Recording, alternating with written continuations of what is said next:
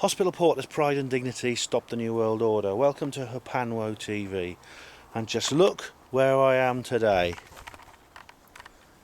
I'm at this beautiful location here, and that over there is Warminster.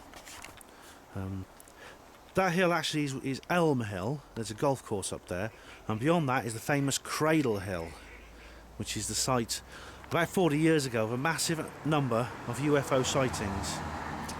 And there's not many places I've stayed in my journeys around the conferenzosphere which have such lovely views as this. Now this is the Weird 10. Little agenda here. All these various people here. Some old friends I've not met in for a while.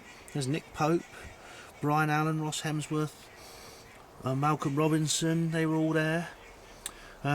Some new faces. Wal Thornhill, giving us his theories on the electric universe. You might have read about him in Nexus. He's did an extremely interesting lecture about how the universe is actually based on electricity rather than gravity.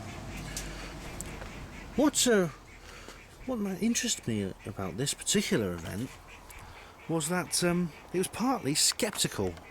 Yeah, there was actually a large sceptical contingent, in the sense that the conference seemed to be about building bridges between the woo and the sceptical world, which may seem to many to be impossible. You know, like building bridges between cats and dogs, but that's not necessarily the case. I think as long as we can have mutual respect, you know, we can get along okay. You know, skeptics don't all have to be stalkers and forum trolls, like certain people I could mention. You know, I mean, also, a good thing about having the skeptics there is it injected a bit of controversy, which is always a good thing, I reckon. It makes the conference more interesting than one where just everyone agrees on everything, you know. So that was a good thing. We had Dr. David Clarke, who's a well-known UFO skeptic, and he was talking about the Angel of Mons, this supposed sighting in the First World War of an angel. Well, I mean, the fact is that was all made up. It was made up. The story of the Angel of Mons was actually fiction. It was made up by famous horror and fantasy story writer called Arthur Machen, a Welshman who inspired people like H.P. Lovecraft and others.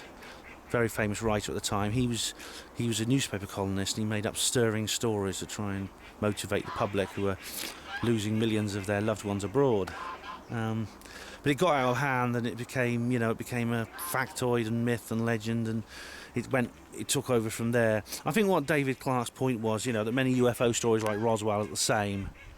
Roswell and other things like that. This is where I disagree with him. I think Roswell has a completely different story. Also, I mean, David, he did say at the end of his speech, there were sightings of angels and other paranormal phenomena during the war, including UFO sightings and near-death experiences and things like that, which he thought were a lot more credible, and, well, that's honest of him, good for him. Andy Roberts is another famous skeptic who I got to speak to, actually, and we got along quite well. I remember we had a nice chat. He's been studying the Bedouin Mountains UFO case, which needs very little introduction. I'm sure you've heard of it. If not, it's very easy to look up the background to it. Basically, there was an incident in North Wales in January 1974 in which there was flashes of lights in the sky, earthquakes, explosions, and everyone thought it was an air crash.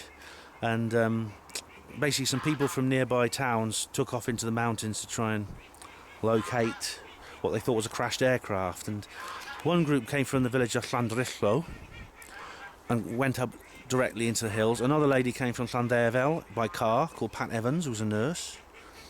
And she actually saw a sphere of coloured light resting on the ground. Now, Andy Roberts said that she contradicts herself too much, and she says at one point it was in one direction one day, and then she says it was in another direction the other day.